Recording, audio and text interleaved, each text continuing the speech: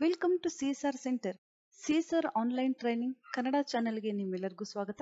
ನೀವು ಇನ್ನೂ ನಮ್ಮ ಚಾನೆಲ್ ಅನ್ನು ಸಬ್ಸ್ಕ್ರೈಬ್ ಮಾಡಿಲ್ಲ ಅಂದ್ರೆ ಪ್ಲೀಸ್ ಸಬ್ಸ್ಕ್ರೈಬ್ ಮಾಡಿ ಮತ್ತು ಬೆಲ್ ಐಕನ್ ಅನ್ನು ಕ್ಲಿಕ್ ಮಾಡಿ. ನಮ್ಮ ಚಾನೆಲ್ ಅಲ್ಲಿ ಬರುವಂತಹ ಎಲ್ಲಾ ಹೊಸ ವಿಡಿಯೋಗಳನ್ನ ನೀವು ನೋಡೋದಕ್ಕೋಸ್ಕರ. ನಮ್ಮ ಚಾನೆಲ್ ಅಲ್ಲಿ ಬರುವಂತಹ ವಿಡಿಯೋಗಳು ನಿಮ್ಗೆ ಇಷ್ಟ ಆದಲ್ಲಿ ಪ್ಲೀಸ್ ಲೈಕ್ ಮಾಡಿ, ಶೇರ್ ಮಾಡಿ ಮತ್ತು ಕಮೆಂಟ್ ಮಾಡಿ ಅಂತ ಹೇಳ್ತಾ ಮತ್ತೊಮ್ಮೆ ನಿಮ್ಮೆಲ್ಲರಿಗೂ ಸಿಎಸ್ಆರ್ ಆನ್ಲೈನ್ ಟ್ರೈನಿಂಗ್ ಕನ್ನಡ ಚಾನೆಲ್ಗೆ ಸ್ವಾಗತ. ಇವತ್ತು ನಾವು ನೋಡೋಣ MS ಎಕ್ಸೆಲ್ ನಲ್ಲಿ ನಾವು ಯಾವ ರೀತಿಯಾಗಿ ಅಕ್ವೇಷನ್ಸ್ ಮತ್ತು ಸಿಂಬಲ್ಸ್ ಅನ್ನ ಇನ್ಸರ್ಟ್ ಮಾಡಬಹುದು ಅಂತ. Insert menu, symbols, equations. Mathematics ಅಲ್ಲಿ ನಾವು ಬರೆಯುವಂತಹ ಥೇರಮ್ ಇರಬಹುದು, ಸಮ್ ಇರಬಹುದು ಅಥವಾ ಯಾವುದೇ ಫಾರ್ಮುಲಾಸ್ ಇರಬಹುದು. MS ವರ್ಡ್ ಅಲ್ಲಿ ನಾವು ಯಾವ ರೀತಿಯಾಗಿ ಇನ್ಸರ್ಟ್ ಮಾಡಿದ್ವಿ ಅದೇ ರೀತಿಯಾಗಿ ನಾವು MS ಎಕ್ಸೆಲ್ ಅಲ್ಲೂ ಸಹ ಇನ್ಸರ್ಟ್ ಮಾಡಬಹುದು. ಇಲ್ಲಿ ನಮಗೆ ಆಪ್ಷನ್ ಸಿಗುತ್ತೆ ಅಕ್ವೇಷನ್ಸ್. ಇಲ್ಲಿ ನೀವು ನೋಡಬಹುದು ಥೇರಮ್, ಸಮ್, ಈ ರೀತಿಯಾಗಿ ಯಾವ ಫಾರ್ಮುಲಾ ಬೇಕು ನಾವು ಇಲ್ಲಿಂದ ಇನ್ಸರ್ಟ್ ಮಾಡಬಹುದು. ಕ್ಲಿಕ್ ಮಾಡ್ತಾ ಇದ್ದೀನಿ. ನೀವು ಇಲ್ಲಿ ನೋಡಬಹುದು ಸಮ್ ಇನ್ಸರ್ಟ್ ಆಗಿದೆ. ನಂತರ home menu, increase font size. ನಾವು ಅಕ್ವೇಷನ್ ಅನ್ನ ಇನ್ಸರ್ಟ್ ಮಾಡಿದ ನಂತರ ನಮ್ಗಿಲ್ಲಿ ಮೆನು ಓಪನ್ ಆಗುತ್ತೆ. ಅಕ್ವೇಷನ್ಸ್, ಯಾವುದೇ ಒಂದು ಸ್ಪೆಷಲ್ ಕ್ಯಾರೆಕ್ಟರ್ ನಾವು ಇಲ್ಲಿಂದ ಇನ್ಸರ್ಟ್ ಮಾಡಬಹುದು. ನೀವು ಇಲ್ಲಿ ನೋಡಬಹುದು ಈ ರೀತಿಯಾಗಿ ಫ್ರಾಕ್ಷನ್ಸ್, ಸ್ಕ್ರಿಪ್ಟ್, ರೆಡಿಕಲ್, ಈ ರೀತಿಯಾಗಿ ಯಾವ ಕ್ಯಾರೆಕ್ಟರ್ ನಮ್ಗಿಲ್ಲಿ ಬೇಕು ನಾವು ಇನ್ಸರ್ಟ್ ಮಾಡ್ಕೋಬಹುದು. MS ವರ್ಡ್ ಅಲ್ಲಿ ನಾವು ನೋಡಿದ್ವಿ ಯಾವ ರೀತಿಯಾಗಿ ನಾವು ಸಮ್ ಅಥವಾ ಥೇರಮ್ ಅನ್ನ ಇನ್ಸರ್ಟ್ ಮಾಡಬೇಕು, ಯಾವ ರೀತಿಯಾಗಿ ನಾವು ಎಡಿಟಿಂಗ್ ಅನ್ನ ಮಾಡಬೇಕು ಅಂತ. ಅದೇ ರೀತಿಯಾಗಿ ನಾವು ಇಲ್ಲಿ ಸಹ ಯಾವುದೇ ಚೇಂಜಸ್ ಮಾಡಬಹುದು ಈ ರೀತಿಯಾಗಿ. ನಂತರ ಅಕ್ವೇಷನ್ಸ್, ಈ ರೀತಿಯಾಗಿ ನಾವು ಯಾವುದೇ ಸಮ್, ಥೇರಮ್ ಇಲ್ಲಿ ಇನ್ಸರ್ಟ್ ಮಾಡಬಹುದು. Insert menu, symbols, symbol option. MS word ಅಲ್ಲಿ ನಾವು ಯಾವ ರೀತಿಯಾಗಿ ಸಿಂಬಲ್ಸ್ ಅನ್ನ ಇನ್ಸರ್ಟ್ ಮಾಡಿದ್ವಿ ಅದೇ ರೀತಿಯಾಗಿ ನಾವು MS ಎಕ್ಸೆಲ್ ಅಲ್ಲೂ ಸಹ ಸಿಂಬಲ್ಸ್ ಅನ್ನ ಇನ್ಸರ್ಟ್ ಮಾಡಬಹುದು. ಹಲವಾರು ಫಾಂಟ್ ಸ್ಟೈಲ್ಸ್, ಸಿಂಬಲ್ಸ್ ನಮ್ಗೆ ಇಲ್ಲಿ ಸಿಗುತ್ತೆ. ನೀವು ಇಲ್ಲಿ ನೋಡಬಹುದು A ಇಂದ Z ವರೆಗೆ ಹಲವಾರು ಫಾಂಟ್ಸ್ ನಮ್ಗೆ ಇಲ್ಲಿ ಸಿಗುತ್ತೆ. ಯಾವ ಫಾಂಟ್ ಸಿಂಬಲ್ ಬೇಕು ನಾವಿಲ್ಲಿ ಇನ್ಸರ್ಟ್ ಮಾಡ್ಕೋಬೇಕಾಗುತ್ತೆ. ನಾವು ಹೆಚ್ಚಿಗೆ ಯೂಸ್ ಮಾಡುವಂತಹ ಸಿಂಬಲ್ ಫಾಂಟ್ಸ್ ವೆಬ್ಡಿಂಗ್ಸ್ ಮತ್ತು ವಿಂಡಿಂಗ್ಸ್. ನಾವಿಲ್ಲಿ ಕ್ಲಿಕ್ ಮಾಡಬೇಕಾಗುತ್ತೆ ಯಾವ ಫಾಂಟ್ ನಮ್ಗಿಲ್ಲಿ ಸಿಂಬಲ್ಸ್ ಬೇಕು. ನಂತರ ಕ್ಲಿಕ್ ಮಾಡ್ತಾ ಇದ್ದೀನಿ. ನಂತರ ಇನ್ಸರ್ಟ್. ನೀವು ಇಲ್ಲಿ ನೋಡಬಹುದು ಸಿಂಬಲ್ ಯಾವ ರೀತಿಯಾಗಿ ಇನ್ಸರ್ಟ್ ಆಗಿದೆ ಅಂತ. ಇದೇ ರೀತಿಯಾಗಿ ನಮ್ಗೆ ಯಾವ ಯಾವ ಸಿಂಬಲ್ ಬೇಕು ನಾವು ಇಲ್ಲಿ ಇನ್ಸರ್ಟ್ ಮಾಡ್ಕೋಬೇಕಾಗುತ್ತೆ. ಸೆಲೆಕ್ಟ್, ಇನ್ಸರ್ಟ್ ಮತ್ತು ರೀಸೆಂಟ್ಲಿ ಯೂಸ್ಡ್ ಸಿಂಬಲ್ಸ್. ನಾವು ರೀಸೆಂಟ್ ಆಗಿ ಯೂಸ್ ಮಾಡಿರುವಂತಹ ಸಿಂಬಲ್ಸ್, ಇನ್ಸರ್ಟ್ ಮಾಡಿರುವಂತಹ ಸಿಂಬಲ್ಸ್ ನಮ್ಗಿಲ್ಲಿ ಸಿಗುತ್ತೆ. ಸೆಲೆಕ್ಟ್ ಮಾಡಬೇಕಾಗುತ್ತೆ. ನಂತರ ಇನ್ಸರ್ಟ್. SY ನಾನಿಲ್ಲಿ ಟೈಪ್ ಮಾಡ್ತಾ ಇದ್ದೀನಿ. ಸಿಂಬಲ್, ನೀವು ಇಲ್ಲಿ ನೋಡಬಹುದು ಯಾವ ರೀತಿಯ ಸಿಂಬಲ್ಸ್ ಬೇಕು ನಾವು ಇಲ್ಲಿಂದ ಇನ್ಸರ್ಟ್ ಮಾಡ್ಕೋಬಹುದು ಈ ರೀತಿಯಾಗಿ. ನಂತರ close, select, home menu, increase size. ನೀವು ಇಲ್ಲಿ ನೋಡಬಹುದು ಯಾವ ರೀತಿಯಾಗಿ ಸಿಂಬಲ್ಸ್ ಇನ್ಸರ್ಟ್ ಆಗಿದೆ ಅಂತ. ಈ ರೀತಿಯಾಗಿ ನಾವು MS ಎಕ್ಸೆಲ್ ಅಲ್ಲಿ ಯಾವ ಸಿಂಬಲ್ ಬೇಕು ಇನ್ಸರ್ಟ್ ಮಾಡ್ಕೋಬಹುದು. ನಂತರ ಪೇಜ್ ಲೇಔಟ್ ಮೆನು. ನಾವು MS ವರ್ಡ್ ಅಲ್ಲಿ ಯಾವ ರೀತಿಯಾಗಿ ಪೇಜ್ ಸೆಟಪ್ ಅನ್ನ ಮಾಡ್ತೀವಿ ಯಾವುದೇ ಒಂದು ಡಾಕ್ಯುಮೆಂಟ್ ಅನ್ನ ರೆಡಿ ಮಾಡೋದಕ್ಕೆ ಮುಂಚೆ ಅದೇ ರೀತಿಯಾಗಿ ನಾವು MS ಎಕ್ಸೆಲ್ ಅಲ್ಲೂ ಸಹ ಪೇಜ್ ಸೆಟಪ್ ಅನ್ನ ಮಾಡಬೇಕು. MS ವರ್ಡ್ ಅಲ್ಲಿ ನಾವು ಯಾವಾಗಲೂ ಸ್ಟ್ಯಾಂಡರ್ಡ್ ಪೇಜ್ ಸೆಟಪ್ ಟಾಪ್ ಮತ್ತು bottom left right 1 inches margin ಅನ್ನ ಕೊಡ್ತಾ ಇದ್ವಿ. ಅಥವಾ ಯಾವುದೇ ಲೆಟರ್ ಹೆಡ್ ಮಾಡುವಂತಹ ಟೈಮ್ ಅಲ್ಲಿ ನಾವು ಟಾಪ್ 1.5 ಮಾರ್ಜಿನ್ ಅನ್ನ ಕೊಡಬಹುದು. ಲೆಫ್ಟ್ ರೈಟ್ ಬಾಟಮ್ 0.5 ಮಾರ್ಜಿನ್ ಅನ್ನ ನಾವು ಕೊಡಬಹುದು. ಅದೇ ರೀತಿಯಾಗಿ ನಾವು MS ಎಕ್ಸೆಲ್ ಅಲ್ಲಿ ಪೇಜ್ ಸೆಟಪ್ ಅನ್ನ ಮಾಡಬೇಕಾಗುತ್ತೆ. ಆದ್ರೆ MS ಎಕ್ಸೆಲ್ ಅಲ್ಲಿ ನಾವು ಕೆಲವು ಸಾರಿ 0 ಮಾರ್ಜಿನ್ ಸಹ ಕೊಡಬೇಕಾಗುತ್ತೆ. ಯಾವ ಡಾಕ್ಯುಮೆಂಟ್ ಅನ್ನ ನಾವು MS ಎಕ್ಸೆಲ್ ಅಲ್ಲಿ ರೆಡಿ ಮಾಡ್ತಾ ಇದೀವಿ ಮತ್ತು ಯಾವ ಪೇಪರ್ ಅಲ್ಲಿ ನಾವು ಪ್ರಿಂಟ್ ಅನ್ನ ತಗೊಳ್ತಾ ಇದೀವಿ ಆ ಡಾಕ್ಯುಮೆಂಟ್ ಗೆ ಸರಿ ಹೊಂದುವ ಹಾಗೆ ನಾವು ಇಲ್ಲಿ ಪೇಜ್ ಸೆಟಪ್ ಅನ್ನ ಮಾಡಬೇಕಾಗುತ್ತೆ. ಸಮ್ ಟೈಮ್ ನಾವು 0 ಮಾರ್ಜಿನ್ ಸಹ ಎಕ್ಸೆಲ್ ಅಲ್ಲಿ ಸೆಟ್ ಮಾಡಬೇಕಾಗುತ್ತೆ. ಮತ್ತು ಯಾವ ಪ್ರಿಂಟರ್ ಅನ್ನ ನಾವು ಯೂಸ್ ಮಾಡ್ತಾ ಇದೀವಿ ಪೇಪರ್ ಅನ್ನ ಪ್ರಿಂಟ್ ತಗೊಳ್ಳೋದಕ್ಕೆ ಆ ಪ್ರಿಂಟರ್ ಗೆ ಸರಿ ಹೊಂದುವ ಹಾಗೆ ಸಹ ನಾವು ಮಾರ್ಜಿನ್ ಅನ್ನ ಸೆಟ್ ಮಾಡಬೇಕಾಗುತ್ತೆ. ಕೆಲವು ಪ್ರಿಂಟರ್ ಅಲ್ಲಿ ಸ್ಟ್ಯಾಂಡರ್ಡ್ ಮಾರ್ಜಿನ್ 1 ಇಂಚಸ್ ಆಟೋಮೆಟಿಕ್ ಆಗಿ ಪ್ರಿಂಟ್ ತಗೊಳುತ್ತೆ.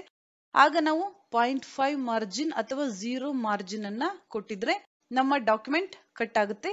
ಆಗ ನಾವು ಯಾವ ಪ್ರಿಂಟರ್ ಅಲ್ಲಿ ಪ್ರಿಂಟ್ ತಗೊಳ್ತಾ ಇದೀವಿ ನೋಡಿ ನಾವು ಪೇಜ್ ಸೆಟಪ್ ಅನ್ನ ಮಾಡಬೇಕಾಗುತ್ತೆ. ಕೆಲವು ಪ್ರಿಂಟರ್ ಅಲ್ಲಿ 0 ಮಾರ್ಜಿನ್ ಸಹ ಪ್ರಿಂಟ್ ಬರುತ್ತೆ. ಕೆಲವು ಪ್ರಿಂಟರ್ ಅಲ್ಲಿ 0 ಮಾರ್ಜಿನ್ ಪ್ರಿಂಟ್ ಬರೋದಿಲ್ಲ. ಈ ರೀತಿಯಾಗಿ ನಾವು ಯಾವ ಡಾಕ್ಯುಮೆಂಟ್ ಅನ್ನ ರೆಡಿ ಮಾಡ್ತಾ ಇದೀವಿ ಮತ್ತು ಯಾವ ಪ್ರಿಂಟರ್ ಅಲ್ಲಿ ನಾವು ಪ್ರಿಂಟ್ ತಗೊಳ್ತಾ ಇದೀವಿ ನಾವು ನೋಡಿ ಪೇಜ್ ಸೆಟಪ್ ಅನ್ನ ಮಾಡಬೇಕಾಗುತ್ತೆ ಮತ್ತು ಯಾವುದೇ ಒಂದು ಡಾಕ್ಯುಮೆಂಟ್ ಅನ್ನ ರೆಡಿ ಮಾಡಬೇಕಾಗುತ್ತೆ. ನಮಗೆ ಇಲ್ಲಿ ಫಸ್ಟ್ ಆಪ್ಷನ್ ಸಿಗುತ್ತೆ ಮಾರ್ಜಿನ್ಸ್. ಕಸ್ಟಮ್ ಮಾರ್ಜಿನ್ಸ್ ಆಪ್ಷನ್ ಮೇಲೆ ಕ್ಲಿಕ್ ಮಾಡಬೇಕಾಗುತ್ತೆ. ನೀವು ಇಲ್ಲಿ ನೋಡಬಹುದು top bottom 1.9 left right 1.8 margin ಇದೆ. ನಾವಿಲ್ಲಿ ಯಾವ ಮಾರ್ಜಿನ್ ಬೇಕೋ ನಾವಿಲ್ಲಿ ಸೆಟ್ ಮಾಡ್ಕೋಬೇಕಾಗುತ್ತೆ. 0.5 ನಾನಿಲ್ಲಿ ಮಾರ್ಜಿನ್ ಅನ್ನ ಸೆಟ್ ಮಾಡ್ತಾ ಇದ್ದೀನಿ. ನಂತರ ಓಕೆ. ನೀವಿಲ್ಲಿ ನೋಡಬಹುದು ನಾವು ಪೇಜ್ ಸೆಟಪ್ ಮಾಡಿದ ನಂತರ ಇಲ್ಲಿ ಡಾಟ್ ಲೈನ್ ನಮ್ಗೆ ಇಲ್ಲಿ ಕಾಣಿಸುತ್ತೆ. ಸ್ಕ್ರೋಲ್ ಡೌನ್ ಮಾಡಿದ್ರೆ first page, second, third, fourth ಈ ರೀತಿಯಾಗಿ ನಮಗೆ ಪೇಜ್ ಡಿವೈಡ್ ಆಗಿದೆ. ಫಸ್ಟ್ ಪೇಜ್ ಅಲ್ಲಿ ಇರುವಂತಹ ಡೀಟೇಲ್ಸ್ ಒಂದು ಪೇಜ್ ಅಲ್ಲಿ ಪ್ರಿಂಟ್ ಬರುತ್ತೆ. ನಂತರ ಸೆಕೆಂಡ್ ಪೇಜ್ ಅಲ್ಲಿ ಇರುವಂತಹ ಡಾಕ್ಯುಮೆಂಟ್ ನಮಗೆ ಸೆಕೆಂಡ್ ಪೇಪರ್ ಅಲ್ಲಿ ಪ್ರಿಂಟ್ ಬರುತ್ತೆ. ಆಗ ನಾವು ಪೇಜ್ ಸೆಟಪ್ ಅನ್ನ ಚೇಂಜ್ ಮಾಡಬೇಕಾಗುತ್ತೆ. ಅಥವಾ ಫಾಂಟ್ ಸೈಜ್ ಇರಬಹುದು, ಅಥವಾ ಫಾಂಟ್ ಇರಬಹುದು, ಕಾಲಮ್ ವಿಡ್ತ್ ಇರಬಹುದು, ಅಥವಾ ರೋ ಹೈಟ್ ಇರಬಹುದು, ನಾವು ಹೆಚ್ಚು ಕಡಿಮೆ ಮಾಡಬೇಕಾಗುತ್ತೆ. ನಂತರ ಓರಿಯಂಟೇಶನ್, ಪೋರ್ಟ್ರೇಟ್ ಅಥವಾ ಲ್ಯಾಂಡ್ಸ್ಕೇಪ್ ಯಾವ ಫಾರ್ಮೆಟ್ ಅಲ್ಲಿ ನಾವು ಪ್ರಿಂಟ್ ಅನ್ನ ತಗೊಳ್ತಾ ಇದೀವಿ ಅಥವಾ ಡಾಕ್ಯುಮೆಂಟ್ ಅನ್ನ ರೆಡಿ ಮಾಡ್ತಾ ಇದೀವಿ ನಾವಿಲ್ಲಿ ಸೆಟ್ ಮಾಡ್ಕೋಬೇಕಾಗುತ್ತೆ. ನಾನಿಲ್ಲಿ ಲ್ಯಾಂಡ್ಸ್ಕೇಪ್ ಪೇಪರ್ ಅನ್ನ ತಗೊಳ್ತಾ ಇದ್ದೀನಿ. ಇಲ್ಲಿ ನೀವು ನೋಡಬಹುದು ಡಾಟ್ ಲೈನ್ ಇಲ್ಲಿದೆ. ಈಗ ನೀವು ನೋಡಬಹುದು ಪೇಜ್ ಸೆಟಪ್ ಯಾವ ರೀತಿಯಾಗಿ ಆಗಿದೆ ಅಂತ. ನಂತರ ಪೇಪರ್ ಸೈಜ್, ಹಲವಾರು ಪೇಪರ್ ಸೈಜ್ ಫಾರ್ಮೆಟ್ ನಮ್ಗೆ ಇಲ್ಲಿ ಸಿಗುತ್ತೆ. ನಾನು ಮೊದಲೇ ಹೇಳಿದಾಗೆ ನಾವು ಯಾವ ಪೇಪರ್ ಅಲ್ಲಿ ಪ್ರಿಂಟ್ ತಗೊಳ್ತಾ ಇದೀವಿ ಆ ಪೇಪರ್ ಅನ್ನ ನಾವಿಲ್ಲಿ ಸೆಟ್ ಮಾಡ್ಕೋಬೇಕಾಗುತ್ತೆ. A4 ಶೀಟ್ ಅಥವಾ A3, A5, legal, letter, A4 sheet ಅನ್ನ ನಾನಿಲ್ಲಿ ತಗೊಳ್ತಾ ಇದ್ದೀನಿ. ನೀವಿಲ್ಲಿ ನೋಡಬಹುದು ಇನ್ಸರ್ಟ್ ನ್ಯೂ ಶೀಟ್. ನಂತರ ಒಂದು ಟೇಬಲ್ ಅನ್ನ ನಾವೀಗ ರೆಡಿ ಮಾಡಬೇಕು. ನಾನು ನಂಬರ್ಸ್ ಅನ್ನ ಡ್ರ್ಯಾಗ್ ಮಾಡ್ತಾ ಇದ್ದೀನಿ. ನೀವಿಲ್ಲಿ ನೋಡಬಹುದು ನಾನು ಈ ರೀತಿಯಾಗಿ ಒಂದು ಟೇಬಲ್ ಅನ್ನ ರೆಡಿ ಮಾಡಿದ್ದೀನಿ. ನಾವು MS Excel ಅಲ್ಲಿ ಯಾವುದೇ ಒಂದು ಡಾಕ್ಯುಮೆಂಟ್ ಅನ್ನು ರೆಡಿ ಮಾಡಿದ್ರೆ ನಾವು ಪ್ರಿಂಟ್ ಕೊಡೋದಕ್ಕೆ ಮುಂಚೆ ಪ್ರಿಂಟ್ ಪ್ರಿವ್ಯೂ ಅನ್ನ ಚೆಕ್ ಮಾಡಬೇಕಾಗುತ್ತೆ. ನಂತರ ನಾವು ಪ್ರಿಂಟ್ ಅನ್ನ ಕೊಡಬೇಕಾಗುತ್ತೆ. ನಂತರ ನಾವಿಲ್ಲಿ ಪೇಜ್ ಸೆಟಪ್ ಅನ್ನ ಮಾಡಬೇಕಾಗುತ್ತೆ. Margins, top bottom left right 0.5 margin ಅನ್ನ ನಾನಿಲ್ಲಿ ಕೊಡ್ತಾ ಇದ್ದೀನಿ. ನಂತರ orientation, landscape, paper size, A4. MS Excel ಅಲ್ಲಿ ನಾವು ಯಾವಾಗ್ಲೂ ಪ್ರಿಂಟ್ ಕೊಡೋದಕ್ಕೆ ಮುಂಚೆ ಪ್ರಿಂಟ್ ಪ್ರಿವ್ಯೂ ಅನ್ನ ಚೆಕ್ ಮಾಡಬೇಕಾಗುತ್ತೆ. ನಂತರ ನಾವು ಪ್ರಿಂಟ್ ಅನ್ನ ಕೊಡಬೇಕಾಗುತ್ತೆ. File, print. ನೀವು ಇಲ್ಲಿ ನೋಡಬಹುದು ಪ್ರಿಂಟ್ ಪ್ರಿವ್ಯೂ ಯಾವ ರೀತಿಯಾಗಿ ಕಾಣಿಸ್ತಾ ಇದೆ ಅಂತ. ಫಸ್ಟ್ ಪೇಜ್, ಸೆಕೆಂಡ್ ಪೇಜ್ ಈ ರೀತಿಯಾಗಿ ನಮಗೆ ಪ್ರಿಂಟ್ ಬರುತ್ತೆ. ಈ ಡಾಕ್ಯುಮೆಂಟ್ ಅನ್ನ ನಾವೀಗ ಒಂದೇ ಪೇಜ್ ಅಲ್ಲಿ ಪ್ರಿಂಟ್ ತಗೋಬೇಕಂದ್ರೆ ನಾವು ಪೇಜ್ ಸೆಟಪ್ ಅನ್ನ ಮಾಡಬೇಕಾಗುತ್ತೆ. ನಂತರ ಫಾಂಟ್ ಸೈಜ್ ಇನ್ಕ್ರೀಸ್ ಅಥವಾ ಡಿಕ್ರೀಸ್, ಕಾಲಮ್ ಸೈಜ್ ಮತ್ತು ರೋ ಹೈಟ್ ಅನ್ನ ನಾವಿಲ್ಲಿ ಅಡ್ಜಸ್ಟ್ ಮಾಡಬೇಕಾಗುತ್ತೆ.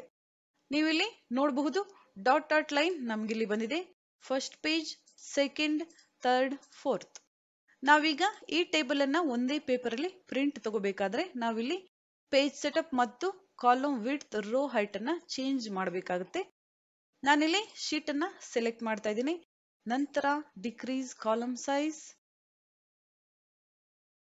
ಈ ರೀತಿಯಾಗಿ ನೀವಿಲ್ಲಿ ನೋಡಬಹುದು ಒಂದು ಕಾಲಮ್ ಮತ್ತು 2 ರೋ ನಮ್ಗಿಲ್ಲಿ ಪ್ರಿಂಟ್ ಅಲ್ಲಿ ಬರ್ತಾ ಇಲ್ಲ. ಮಾರ್ಜಿನ್ಸ್, ಕಸ್ಟಮ್ ಮಾರ್ಜಿನ್ಸ್, ಟಾಪ್ ಮತ್ತು ಬಾಟಮ್ ನಾನಿಲ್ಲಿ 0.3 ಕೊಡ್ತಾ ಇದ್ದೀನಿ. 0.3. ನಂತರ ಓಕೆ. ಒಂದು ಕಾಲಮ್ ಮತ್ತು ಒಂದು ರೋ ನಮ್ಗಿಲ್ಲಿ ಪ್ರಿಂಟ್ ಅಲ್ಲಿ ಬರ್ತಾ ಇಲ್ಲ. ನಾವು ಮತ್ತೆ ಚೇಂಜ್ ಮಾಡಬೇಕಾಗುತ್ತೆ. Select, decrease column size.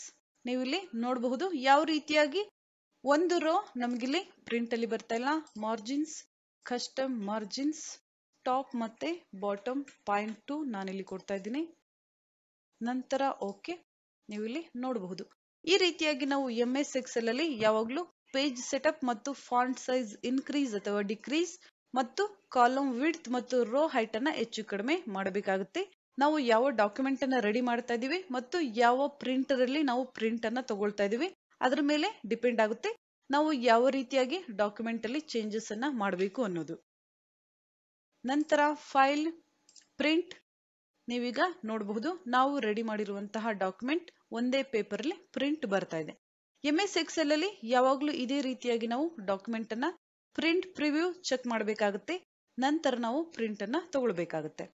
ನಂತರ MS Word ಅಲ್ಲಿ ನಾವು ಒಂದು ಡಾಕ್ಯುಮೆಂಟ್ ಅನ್ನ ರೆಡಿ ಮಾಡಿದಾಗ ನಮಗೆ ಯಾವ ಪೇಜ್ ಬೇಕು, first page, 5th 6th 9th ಅಥವಾ 10th ನಾವು ಪೇಜ್ ಅನ್ನ ಸೆಲೆಕ್ಟ್ ಮಾಡಿ ಪ್ರಿಂಟ್ ಅನ್ನ ಕೊಡ್ತೀವಿ. MS Excel ಅಲ್ಲೂ ಸಹ ನಾವು ಅದೇ ರೀತಿಯಾಗಿ ಮಾಡಬಹುದು. ಒಂದು ಶೀಟ್ ಅಲ್ಲಿ ನಾವು ಯಾವುದೇ ಒಂದು ಡಾಕ್ಯುಮೆಂಟ್ ಅನ್ನ ರೆಡಿ ಮಾಡಿದಾಗ ನಮಗೆ ಎಷ್ಟು ಪ್ರಿಂಟ್ ಬೇಕು ನಾವಿಲ್ಲಿ ಸೆಲೆಕ್ಟ್ ಮಾಡಿ ನಂತರ ಪ್ರಿಂಟ್ ಅನ್ನ ಕೊಡಬಹುದು. ನೀವಿಲ್ಲಿ ನೋಡಬಹುದು 12 ರೋ ನಾನಿಲ್ಲಿ ಸೆಲೆಕ್ಟ್ ಮಾಡ್ತಾ ಇದ್ದೀನಿ. ನಂತರ ಎಷ್ಟು ಕಾಲಮ್ಸ್ ನಾನಿಲ್ಲಿ ಸೆಲೆಕ್ಟ್ ಮಾಡ್ತಾ ಇದ್ದೀನಿ. ನೀವಿಲ್ಲಿ ನೋಡಬಹುದು ಇಲ್ಲಿ ಇರುವಂತಹ ಡೀಟೇಲ್ಸ್ ಅಲ್ಲಿ ಇಷ್ಟು ಮಾತ್ರ ನಾನೀಗ ಪ್ರಿಂಟ್ ಅನ್ನ ತಗೋಬೇಕು. ಈ ರೀತಿಯಾಗಿ ನಾವು ಸೆಲೆಕ್ಟ್ ಮಾಡಬೇಕಾಗುತ್ತೆ. ನಂತರ ಫೈಲ್, ಪ್ರಿಂಟ್ ಪ್ರಿವ್ಯೂ ಅಲ್ಲಿ ನಾವು ಮಾಡಿರುವಂತಹ ಡಾಕ್ಯುಮೆಂಟ್ ನಮಗೆ ಪ್ರಿಂಟ್ ಪ್ರಿವ್ಯೂ ಕಾಣಿಸ್ತಾ ಇದೆ. ಆದ್ರೆ ನಾವು ಸೆಲೆಕ್ಟ್ ಮಾಡಿರುವಂತಹ ಡೀಟೇಲ್ಸ್ ಮಾತ್ರ ನಮಗೆ ಪ್ರಿಂಟ್ ಬೇಕಾಗಿದೆ. ಆಗ ನಾವು ಇಲ್ಲಿ ಚೇಂಜ್ ಮಾಡಬೇಕಾಗುತ್ತೆ. ಸೆಟ್ಟಿಂಗ್ಸ್, ಪ್ರಿಂಟ್ ಆಕ್ಟಿವ್ ಶೀಟ್ 2 ಅಲ್ಲಿ ನಾವು ವರ್ಕ್ ಮಾಡ್ತಾ ಇದ್ರೆ ಶೀಟ್ 2 ನಲ್ಲಿ ಇರುವಂತಹ ಎಲ್ಲಾ ಡೀಟೇಲ್ಸ್ ಪ್ರಿಂಟ್ ಬರುತ್ತೆ. ಈ ಆಪ್ಷನ್ ಅನ್ನ ನಾವು ಸೆಲೆಕ್ಟ್ ಮಾಡಿದಾಗ ನಾನಿಲ್ಲಿ ಕ್ಲಿಕ್ ಮಾಡ್ತಾ ಇದ್ದೀನಿ. ಇಲ್ಲಿ ನೀವು ನೋಡಬಹುದು ಪ್ರಿಂಟ್ ಎಂಟೈರ್ ವರ್ಕ್ ಬುಕ್. ಒಂದು ಎಕ್ಸೆಲ್ ವರ್ಕ್ ಬುಕ್ ಅಲ್ಲಿ ನಾವು 10 ಶೀಟ್ ಗಳನ್ನ ಇನ್ಸರ್ಟ್ ಮಾಡಿದ್ರೆ 10 ಶೀಟ್ ಅಲ್ಲಿ ಇರುವಂತಹ ಎಲ್ಲಾ ಡೀಟೇಲ್ಸ್ ನಮಗೆ ಪ್ರಿಂಟ್ ಬರುತ್ತೆ. ನಾವು print entire work book option ಅನ್ನ ಸೆಲೆಕ್ಟ್ ಮಾಡಿದಾಗ ನೆಕ್ಸ್ಟ್ ಇನ್ನೊಂದು ಆಪ್ಷನ್ ನಮ್ಗೆ ಇಲ್ಲಿ ಸಿಗುತ್ತೆ ಪ್ರಿಂಟ್ ಸೆಲೆಕ್ಷನ್.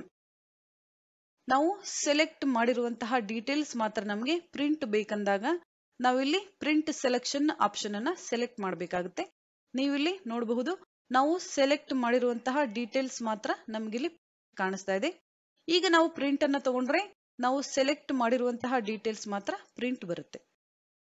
ನಂತರ ಬ್ಯಾಕ್ 20 ರೋ ನಾನಿಲ್ಲಿ ಸೆಲೆಕ್ಟ್ ಮಾಡ್ತಾ ಇದ್ದೀನಿ. ನಂತರ ಫೈಲ್, ಪ್ರಿಂಟ್ ಸೆಲೆಕ್ಷನ್ ನೀವಿಲ್ಲಿ ನೋಡಬಹುದು ಪ್ರಿಂಟ್ ಪ್ರಿವ್ಯೂ ಯಾವ ರೀತಿಯಾಗಿ ಕಾಣಿಸ್ತಾ ಇದೆ ಅಂತ. ನೆಕ್ಸ್ಟ್ ಇನ್ನೊಂದು ಆಪ್ಷನ್ ನಮ್ಗೆ ಇಲ್ಲಿ ಸಿಗುತ್ತೆ print area, set print area ಮತ್ತು ಕ್ಲಿಯರ್ ಪ್ರಿಂಟ್ ಏರಿಯಾ. ನಾವು ಯಾವ ರೀತಿಯಾಗಿ ಸೆಲೆಕ್ಟ್ ಮಾಡಿ ಪ್ರಿಂಟ್ ಸೆಲೆಕ್ಟ್ ಮಾಡಿರುವಂತಹ ಡೀಟೇಲ್ಸ್ ಪ್ರಿಂಟ್ ಬೇಕು ನಾವು ತಗೊಳ್ತೀವೋ ಅದೇ ರೀತಿಯಾಗಿ ಪ್ರಿಂಟ್ ಏರಿಯಾ ಸಹ ನಾವಿಲ್ಲಿ ಸೆಟ್ ಮಾಡಬಹುದು. ನಾನಿಲ್ಲಿ ಇಷ್ಟು ಕಾಲಮ್ ಮತ್ತು ಇಷ್ಟು ರೋ ಗಳನ್ನ ಸೆಲೆಕ್ಟ್ ಮಾಡ್ತಾ ಇದ್ದೀನಿ. ನಂತರ print area, set print area. ಇಲ್ಲಿ ಒಂದು ಬಾಕ್ಸ್ ಬರುತ್ತೆ, ನೀವಿಲ್ಲಿ ನೋಡಬಹುದು. ನಂತರ ಫೈಲ್, ಪ್ರಿಂಟ್, ನಾವಿಲ್ಲಿ ಸೆಟ್ಟಿಂಗ್ಸ್ ಅಲ್ಲಿ ಚೇಂಜ್ ಮಾಡಬೇಕಾಗತ್ತೆ. ಪ್ರಿಂಟ್ ಆಕ್ಟಿವ್ ಶೀಟ್ ನೀವಿಲ್ಲಿ ನೋಡಬಹುದು ನಾವು ಸೆಟ್ ಮಾಡಿರುವಂತಹ ಪ್ರಿಂಟ್ ಏರಿಯಾ ಅಷ್ಟು ಮಾತ್ರ ನಮಗೆ ಪ್ರಿಂಟ್ ಕಾಣಿಸ್ತಾ ಇದೆ. ನಾವೀಗ ಪ್ರಿಂಟ್ ಅನ್ನ ತಗೊಂಡ್ರೆ ನಾವು ಯಾವ ಏರಿಯಾಗೆ ಪ್ರಿಂಟ್ ಏರಿಯಾವನ್ನ ಸೆಟ್ ಮಾಡಿದೀವಿ ಅಷ್ಟು ಮಾತ್ರ ನಮಗಿಲ್ಲಿ ಪ್ರಿಂಟ್ ಬರುತ್ತೆ. ಈ ರೀತಿಯಾಗಿ ನಾವು ಪ್ರಿಂಟ್ ಏರಿಯಾ ಸಹ ಸೆಟ್ ಮಾಡಬಹುದು. ನಂತರ print area, clear print area. ಈಗ ಇಲ್ಲಿರುವಂತಹ ಬಾಕ್ಸ್ ಕ್ಲಿಯರ್ ಆಗಿದೆ, ನೀವು ನೋಡಬಹುದು. ಸೆಲೆಕ್ಟ್ ಮಾಡ್ತಾ ಇದ್ದೀನಿ. ನಂತರ print area, set print area. ನೀವಿಲ್ಲಿ ನೋಡಬಹುದು ಯಾವ ರೀತಿಯಾಗಿ ಒಂದು ಬಾಕ್ಸ್ ಬಂದಿದೆ ಅಂತ. ಇದೇ ರೀತಿಯಾಗಿ ನಾವು ಪ್ರಿಂಟ್ ಏರಿಯಾವನ್ನ ಸೆಟ್ ಮಾಡಬೇಕಾಗುತ್ತೆ ಅಥವಾ ಸೆಲೆಕ್ಷನ್ ಮಾಡಿ ನಾವು ಪ್ರಿಂಟ್ ಸಹ ತಗೋಬಹುದು. ನಂತರ ಪ್ರಿಂಟ್ ಏರಿಯಾ ಮತ್ತು ಕ್ಲಿಯರ್ ಪ್ರಿಂಟ್ ಏರಿಯಾ. ಈ ರೀತಿಯಾಗಿ ನಾವು MS Excel ಅಲ್ಲಿ ಯಾವ ಡಾಕ್ಯುಮೆಂಟ್ ಅನ್ನ ರೆಡಿ ಮಾಡ್ತಾ ಇದೀವಿ ಮತ್ತು ಯಾವ ಪ್ರಿಂಟರ್ ಅಲ್ಲಿ ಪ್ರಿಂಟ್ ತಗೊಳ್ತಾ ಇದೀವಿ ಅದಕ್ಕೆ ಸರಿ ಹೊಂದುವ ಹಾಗೆ ನಾವು ಪೇಜ್ ಸೆಟಪ್ ಅನ್ನ ಮಾಡಬೇಕಾಗುತ್ತೆ.